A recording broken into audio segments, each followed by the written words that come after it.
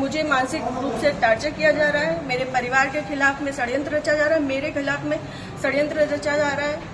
ये षड्यंत्र के सूत्रधार जो है वो आदरणीय हमारे पूर्व सांसद सुब्रत पाठक जी। मैं सुब्रत पाठक के लिए काम नहीं करती, मैं भारतीय जनता पार्टी के लिए काम करती हूँ। 3 बीघे जमीन वाली महिला कैसे भूमाफिया हो सकती है?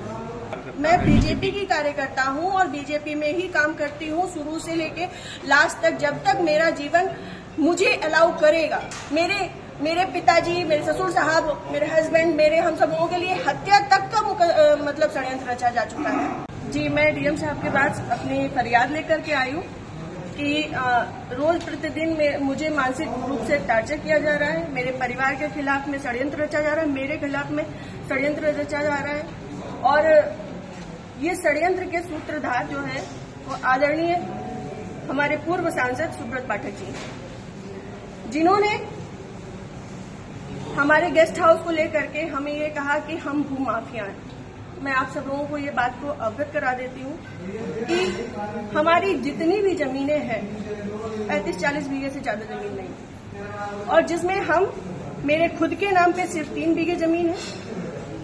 और 3 बीघे जमीन वाली महिला कैसे भूमाफिया हो सकती है? और 35-40 बीघे की जमीन में मेरे ससुर साहब, मेरी सासू माँ, मेरे हस्बैंड और मेरे देवर देवरानी 6 लोग आते हैं। इतनी सी जमीन में कैसे लोग भूमाफिया हो जाते हैं? जो ये बड़ा उससे कह रहे हैं कि चपुन्ना के भूमाफिया। और रही बात मेरे गेस्ट हाउस की, राधा रानी गेस्ट हाउस की, तो आज इन्हें ये पर लग रहा है कि वो हमने सरकारी भूमि में बनाया है, अवैध जमीन पे कब्जा किया है। तब क्यों नहीं लग रहा था जब 5 साल से उसी में दावतें खा रहे थे, भारतीय जनता पार्टी की मीटिंगें कर रहे थे, हमारा पैसा खर्च करवा रहे थे, रोज मीटिंगें हो रही थी, तब क्यों नहीं ये आपको लगा था? आप पूर्व सांसद के ऊपर एक आरोप लगा रहे हैं। बिल्कुल, आप भी बीजेपी की कार्यकर्ता? मैं बीजेपी की कार्यकर्ता हूँ और बीजेपी में ही काम करती हूँ शुरू से लेके लास्ट तक, जब तक मेरा जीवन मुझे अलाउ करेगा, जब तक ये कन्नौज के नेता मुझे सहज भारतीय जनता पार्टी में रहने देंगे, तब तक मैं भारतीय जनता पार्टी की ही सदस्य हूँ। पार्टी में आपने इसकी उच्च पद पे लोगों से शिकायत की है क्या? मैंने ये इस विषय के बारे में यहाँ से लेके प्रदेश अध्यक्ष तक को सबको सारी बातें पता है, और आज से नहीं पता है, ये पिछले 2 सालों से पता है। मेरे पिताजी, मेरे ससुर साहब, मेरे हस्बैंड, मेरे हम सब लोगों के लिए हत्या तक का मतलब षड्यंत्र रचा जा चुका है, और विगत के चुनाव के निर्णय के बाद ही रचा गया। पिछली 4 जून को रिजल्ट आया है, पिछली 3 जून को ये हमारे गांव गए थे। हमारे गांव जाकर के इन्होंने, हमारे राइवल्स हैं जो, उनके घर जाकर के इन्होंने 2 घंटे की बैठक रखी जिसमें षड्यंत्र रचा गया।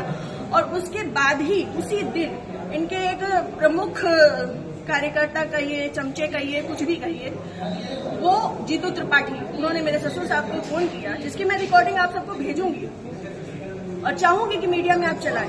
उन्होंने मेरे ससुर साहब को धमकी दी कि अगर चपुन्ना चुनाव नहीं जीता तो आपको 4 तारीख के बाद देख लिया जाएगा। उसके बाद से ये सारा षड्यंत्र रचा गया।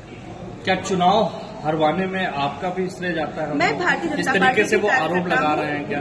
वो कुछ भी कहे, वो तो ये भी कह रहे हैं कि भाई नेहा त्रिपाठी ने 20 लाख रुपए ले लिए थे सपा से। वो तो उनका मुंह है, कुछ भी कह सकते हैं।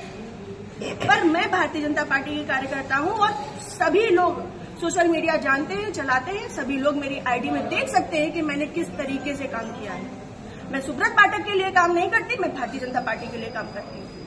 आपने प्रशासन और पुलिस से शिकायत की? जी, मैंने पिछली 25 तारीख को प्रशासन पुलिस से शिकायत की थी, जिसमें सीओजी की टीम गठित है और अभी तक कोई भी पकड़ा नहीं गया। क्या मानती है पुलिस, प्रशासन और पुलिस दोनों का कार्रवाई करना है? संभवतः हो सकता है, क्योंकि जिस हिसाब से अब दिन बीतते जा रहे हैं तो मेरा भी सब्र का पैमाना टूटता जा रहा है, और मुझे, मेरे परिवार को बहुत ज्यादा खतरा है इन लोगों से जो हमारे दुश्मन हैं।